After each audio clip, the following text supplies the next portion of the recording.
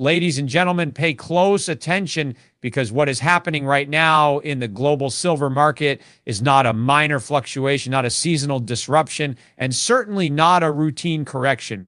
What we are witnessing is the early stage of a structural breakdown, one that is exposing the fragility of the financial system and the vulnerability of physical precious metal supply chains. For months, pressure has been building beneath the surface.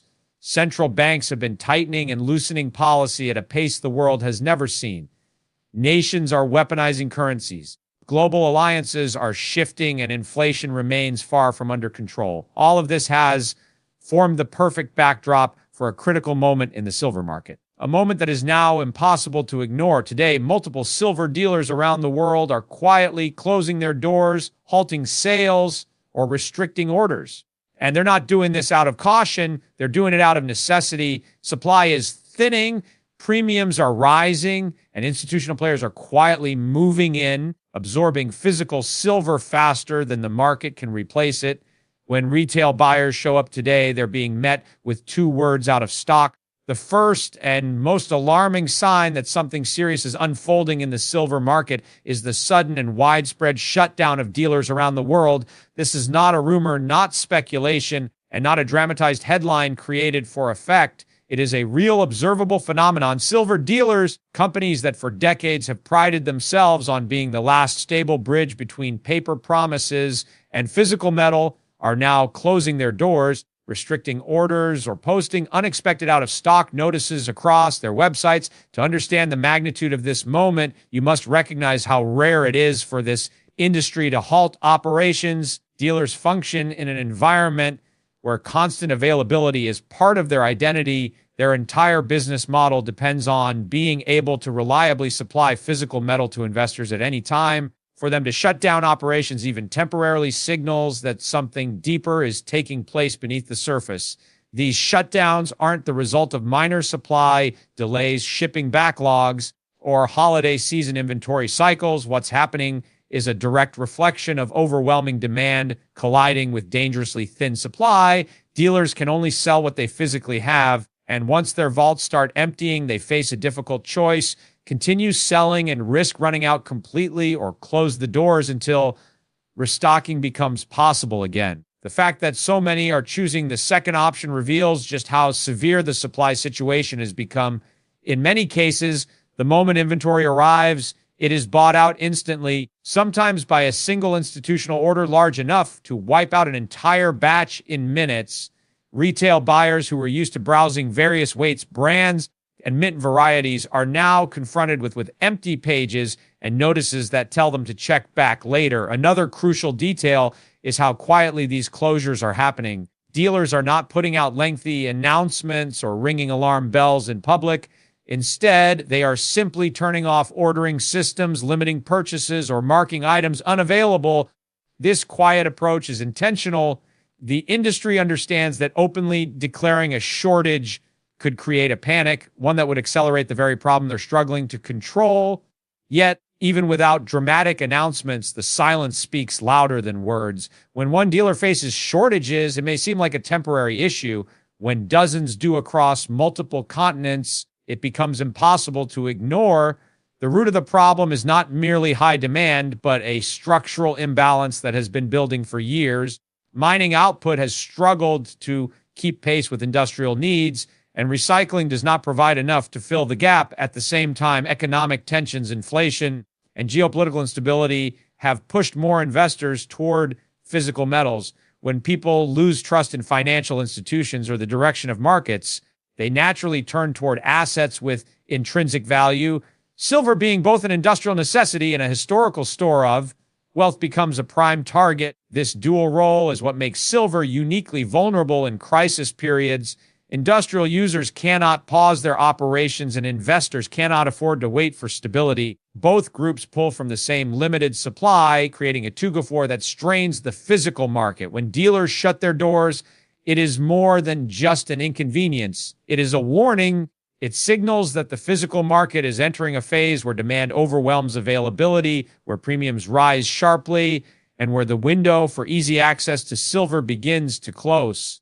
The significance of this moment should not be underestimated. Once dealer shutdowns begin, the next stages often unfold quickly: tightening supply, rapid price movements, delays in delivery, and increased restrictions. What may look like a temporary pause is often the first visible symptom of a much larger disruption. The second major sign that the world is entering a dangerous phase is the unmistakable shift in global financial markets. These markets are not simply fluctuating, they are moving into crisis mode. Anyone who watches the signals carefully can see the pattern forming.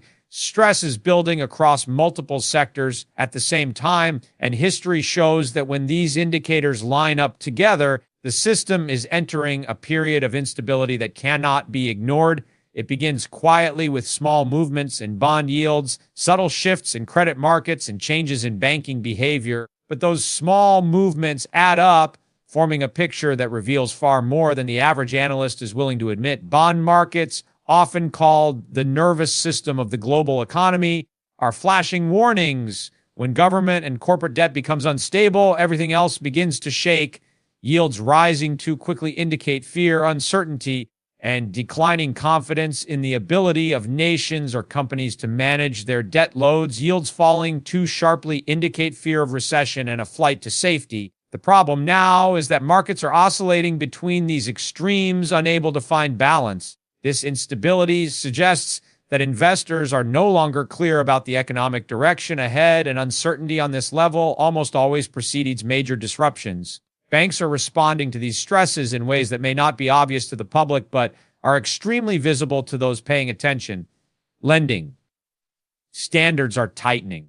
Credit is becoming harder to access, and institutions are quietly reducing risk exposure. When banks pull back, it is not because they want to slow economic activity. It is because they are preparing for something. Liquidity begins to shrink, loan approvals decline, and businesses start feeling the pressure. These early steps are what banks take before financial turbulence becomes unavoidable. Major economies, too, are showing signs of strain. Many countries have pushed their debt levels to historic highs, levels that are mathematically impossible to resolve without either inflation, currency devaluation, or painful economic restructuring. None of these outcomes are benign. Inflation erodes purchasing power and confidence. Currency devaluation disrupts global trade and drives capital flight. Restructuring leads to recessionary forces, job losses, and market contraction. The world now sits in a position where multiple large economies are facing similar pressures at the same time. This is not isolated instability, it is systemic. In periods like this, investors, corporations, and even governments begin searching for assets that offer safety. Stocks become risky, bonds become questionable, and fiat currencies lose reliability. Historically, during such moments, capital begins moving into tangible assets, real resources, commodities, and precious metals. This is why the crisis mode behavior of global markets is directly connected to the tightening in the silver market. When financial systems show stress, the demand for physical assets increases sharply. But unlike digital assets or financial instruments, physical metals have limits. There is only so much available at any given moment. What makes the present situation particularly concerning is that these signs are emerging simultaneously while geopolitical tensions are also rising. Conflicts, trade disputes, and energy and security add fuel to an already unstable environment. Markets thrive on predictability, but right now predictability is vanishing. Investors are being forced to react rather than plan, and reactive markets often swing violently. When global markets enter crisis mode, the consequences spread quickly. Volatility rises, liquidity tightens, and confidence erodes. These are not abstract concepts. They directly impact the availability of essential resources like silver. Financial instability pushes more people toward physical metals, increasing demand precisely when supply chains are most fragile. The result is a feedback loop where financial stress amplifies metal shortages, and metal shortages further reveal the fragility of the financial system. The situation unfolding now is not a temporary disruption.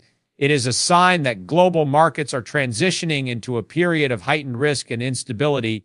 The signals are clear for those who are willing to see them. The third and most revealing aspect of the unfolding situation is the unmistakable drying up of physical silver supply. This is not a minor imbalance or a temporary inconvenience. What is happening right now is the exposure of a long-standing structural weakness that the market has managed to hide for years. While the digital and paper versions of silver, such as ETFs, futures, contracts, and derivatives can be created in practically unlimited quantities, physical silver cannot. It either exists or it doesn't. And today, the reality is simple. There is not enough physical silver available to meet global demand. In normal market cycles, dealers maintain large inventories to ensure consistent availability. Wholesalers distribute metal to retailers, mints produce new rounds in bars, and miners feed the entire system through continuous extraction.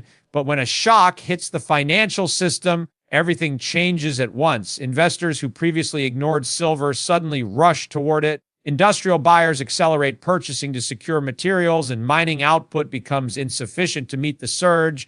The result is a sudden tightening that cascades through the entire supply chain. One of the primary drivers behind the current shortage is the imbalance between production and consumption. Silver mining has been declining in several major regions due to rising operational costs, regulatory constraints, and/or depletion. Mines that once produced abundant silver now yield less, and new mining projects take many years to bring into operation. At the same time, industrial demand has been rising at an extraordinary rate. Silver is not just a financial asset, it is an essential component in solar panels, electric vehicles, medical technology, artificial intelligence, hardware, telecommunications, and countless modern electronic devices. These industries cannot slow their consumption simply because supply becomes tight. Their production lines depend on it, and without silver, entire sectors would grind to a halt. Industrial users, unlike investors, purchase silver in bulk when they detect stress in the supply chain. They move quickly to secure long-term contracts and stockpile reserves. This drains available inventory far faster than the retail investment community realizes. While individual buyers might be trying to purchase a few ounces or a couple of bars, industrial players move thousands of ounces at a time. When they act, the market shifts instantly. Another major factor is the dangerous disconnect between paper markets and physical availability. Paper markets create the illusion of abundance by allowing multiple claims on the same ounce. As long as people do not attempt to convert those of paper positions into physical metal, the illusion holds. But when economic uncertainty rises and investors begin demanding actual physical silver rather than digital representations, the system comes under immediate pressure. Suddenly, promises must be backed by real metal, metal that often does not exist in sufficient quantities. This is exactly what is happening now. The demand for physical delivery is spiking at the same time that available supply is shrinking. Dealers cannot replenish fast enough. Wholesalers have reduced stock, and mints are facing delays in sourcing raw material.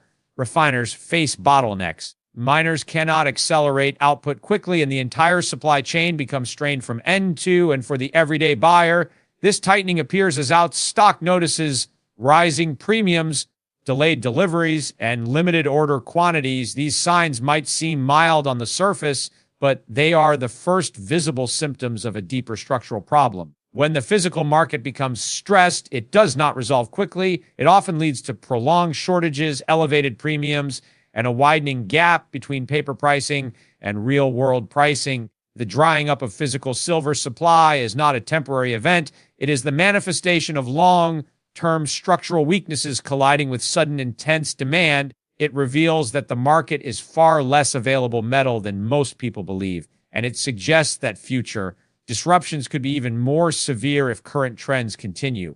Another critical element in this unfolding situation is the quiet yet powerful accumulation of physical silver by large institutional players. This activity is not being broadcast on financial news channels, and it is not something most retail investors notice until it is too late. Institutions prefer to move silently, and when they decide to accumulate physical assets, they do so with a level of speed and scale that far exceeds what the average buyer can imagine. Their actions rarely appear dramatic on the surface, but the impact is